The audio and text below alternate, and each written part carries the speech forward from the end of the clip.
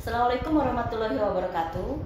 Alhamdulillah, riset kolaborasi Indonesia dengan tema aplikasi DNA barcoding untuk identifikasi kista dinoflagellata di perairan Sulawesi, Sumatera, dan Jawa guna mendeteksi dini alga bloom yang berbahaya akan segera dilaksanakan.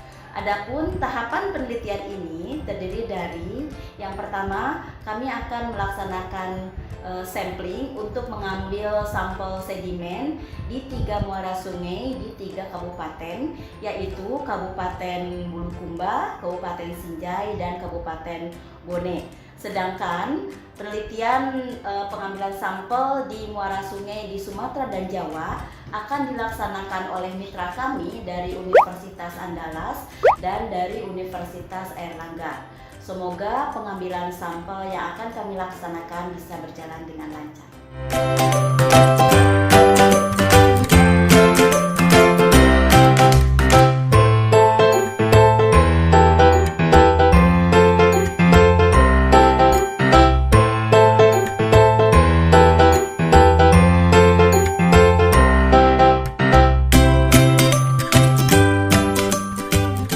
Saat ini kita sedang berada di muara Sungai Teko untuk pengambilan sampel kista sedimen, sampel air untuk fitoplankton, zooplankton, dan bentos untuk penelitian RKI. Kenapa kami memilih Bulukumba? Karena Bulukumba adalah salah satu kabupaten yang memiliki sungai yang cukup besar, di mana sepanjang sungai ini banyak aktivitas manusia yang sangat mempengaruhi kondisi perairan, khususnya kondisi sedimen. Kista itu sendiri sangat penting karena kista dinoflagellata itu adalah salah satu sumber untuk blooming alga kalau misalnya kondisinya memungkinkan.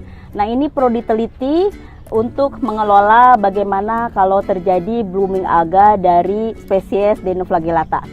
Penelitian RKI adalah riset kolaborasi Indonesia, merupakan salah satu skema penelitian yang diluncurkan oleh Kemendikbuddikti.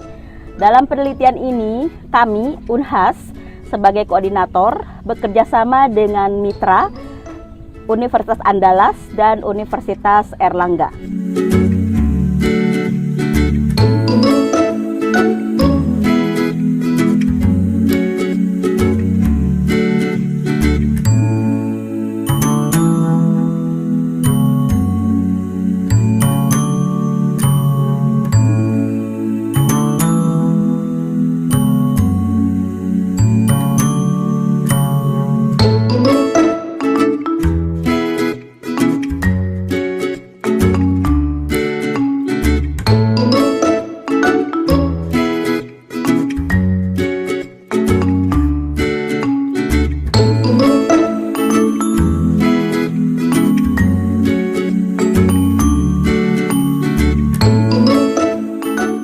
Sekarang kita berada di Sinjai. Kita berada di lokasi tentang kegiatan sampling untuk penelitian riset kolaborasi Indonesia. Kenapa kita pilih Sinjai? Karena Sinjai adalah salah satu kabupaten yang memiliki aktivitas perikanan yang cukup tinggi. Sekarang kita berada di salah satu muara Sungai Tangka. Karakteristik dari Sungai Tangka ini sangat unik ya, karena dia memiliki lebar sungai yang cukup besar dan aktivitas manusia di sini, aktivitas manusia cukup tinggi. Kami memilih muara Sungai Tangka ini karena di sini aktivitas manusia yang tinggi sehingga potensi terjadinya blooming alga itu cukup besar. Makanya kami memilih Sungai Tangka ini salah satu lokasi sampling kista dinoflagellata.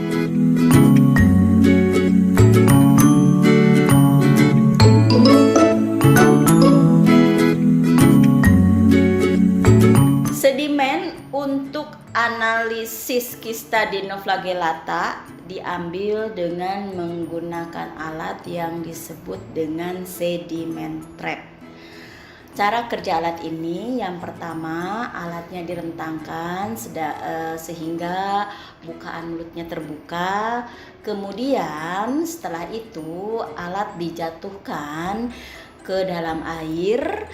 Nah, setelah di dalam air itu alat itu akan tertutup secara otomatis. Setelah tertutup secara otomatis dan mengangkut sedimen yang ada di dalamnya, alat ditarik ke atas dan kemudian sampel sedimen dipindahkan ke dalam kontainer atau plastik sampel.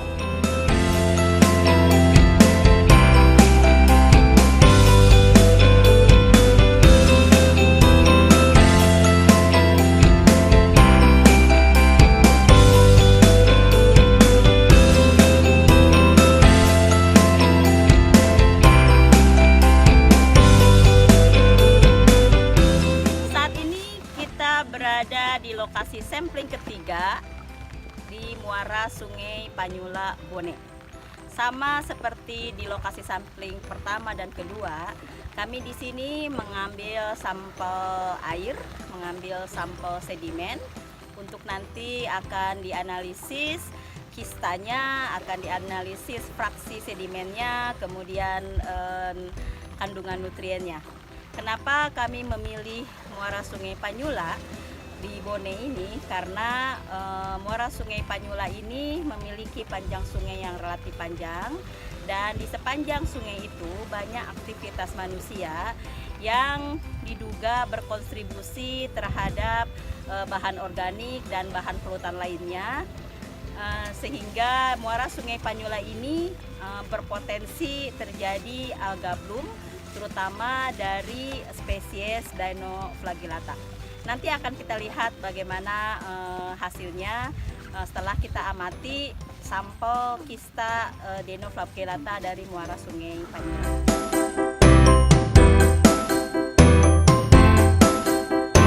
Setelah melakukan sampling di 3 lokasi penelitian, selanjutnya sampel tersebut akan dibawa ke laboratorium untuk selanjutnya ditindaklanjuti. Nah, ada pun beberapa langkah yang dilakukan di laboratorium, antara lain yang pertama yaitu pemisahan kista Dinoflagellata dengan sedimen. Kemudian yang kedua ada identifikasi morfologi kista Dinoflagellata, dan yang terakhir yaitu kultur kista Dinoflagellata yang selanjutnya akan dilakukan ekstraksi DNA untuk mengetahui genetika dari kista Dinoflagellata tersebut. Tahapan pertama yaitu tahap penimbangan berat sedimen, di mana sedimen ditimbang 4 sampai dengan 5 gram, kemudian ditambahkan air laut bersih hingga mencapai 50 ml. Tahap kedua yaitu tahap sonikasi menggunakan alat ultrasonik sonikator. Tahapan ini berlangsung selama 15 menit. Tahap ketiga yaitu tahapan sieving atau penyaringan, menggunakan saringan bertingkat dengan mesh size 250 mikrometer, 125 mikrometer, dan 20 mikrometer. Tujuan pada tahapan ini adalah untuk mendapatkan sampel kista Dinoflagellata yang sebelumnya menempel pada partikel-partikel sedimen.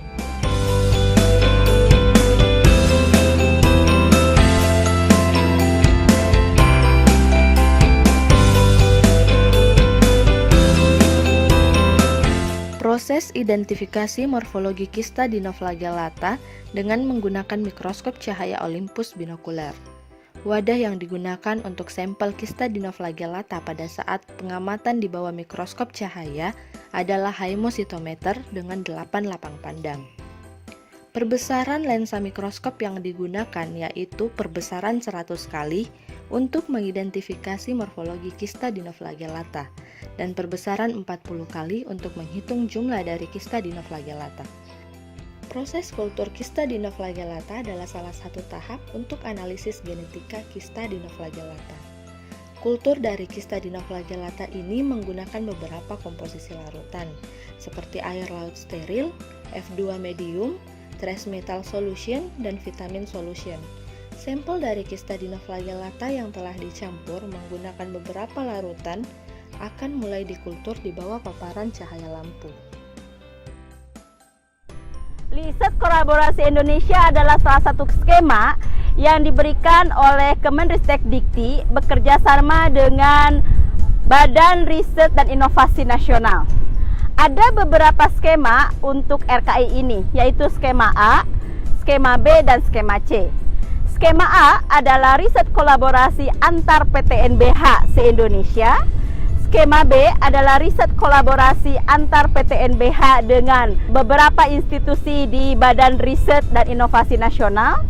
Skema C adalah kolaborasi antar PTNBH dengan mitranya di luar negeri.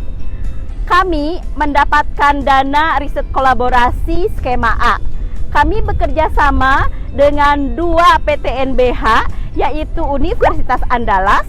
Dalam hal ini bekerja sama dengan Profesor Dr. Renat Indra Zakaria Zunaidi, dan dari Universitas Airlangga, yaitu Dr. Sabto Indrayono.